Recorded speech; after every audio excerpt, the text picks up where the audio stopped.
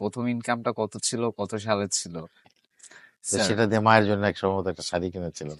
আপনার ২টা খারাপ অভ্যাস না, কি? প্রত্যেকটি মানুষই তো ওইভাবে, এগুলো খুবই রাষ্ট্র, খুব খুশি হলাম।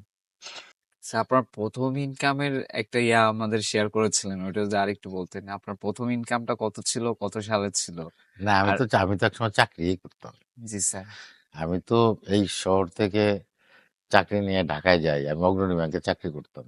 স্যার, তা সেখানেও তো চাকরিতে প্রথম বেতন পেয়েছি। আর আহ, নাটক করে যদি বলা যায়, যে নাটক করে আমি প্রথম ইনকাম। প্রথম ইনকাম করেছি কবে, সেটাও থিয়েটার করে প্রথম ইনকাম করেছিলাম। সেটা খুব একটা টোকেন অ্যামাউন্ট, কিন্তু থিয়েটার করে যে টাকা পাওয়া যায়, এটা আমার কাছে অনেক বড় একটা আনন্দের বিষয় ছিল। জি স্যার। কারণ আমরা স্বপ্ন দেখতাম যে থিয়েটার একদিন প্রফেশনাল হবে। হ্যাঁ, এবং আমরা যারা মনে প্রাণে নাটককে ভালোবাসতাম এবং থিয়েটারকে বা অভিনয়কে প্রফেশন হিসেবে নিতে চেয়েছি, পেশা হিসেবে নিতে চেয়েছি, আমরা স্বপ্ন দেখতাম যে থিয়েটারকে আমরা পেশা হিসেবে এখান থেকে আমরা জীবিকার জন্য আমাদের যে অর্থের প্রয়োজন, সে অর্থটা আমরা এখান থেকে পাবো। তো সেটা তো সম্ভব হয় নাই। আহ, আমাদের দেশে তো সেটা ভিন্ন বাস্তবতা। কিন্তু থিয়েটার করেই প্রথম আয় করেছিলাম। সেটা বোধহয় সম্ভবত 1984-85 সালের দিকে। তো স্যার, সেটা দিয়ে মায়ের জন্য এক সম্ভবত একটা শাড়ি কিনেছিলাম। হ্যাঁ।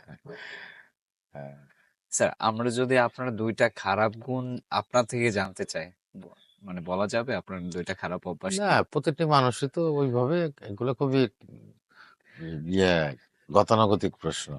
তবে আমি বলি যে সব মানুষের মধ্যে ভালো মন্দ গুণ তো আছে। আছে। যেমন অনেক সময় রেগে যাই, হ্যাঁ, আবার পরে সেটা অনুশোচনা, মানুষ ভুল করবে। আহ, দোষ গুণ মিলেই মানুষ, কিন্তু সেই হচ্ছে মানুষ যে ভুল করার পরে তার অনুশোচনা হবে যে আমি এটা ভুল করেছি। আমি হয়তো একজনের সঙ্গে রেগে গিয়ে হয়তো একটু বেশি খারাপ ব্যবহার করলাম, কিন্তু পরে আমাকে এটা অনুধাবন করতে হবে যে না, আমি কাজটা ঠিক করিনি।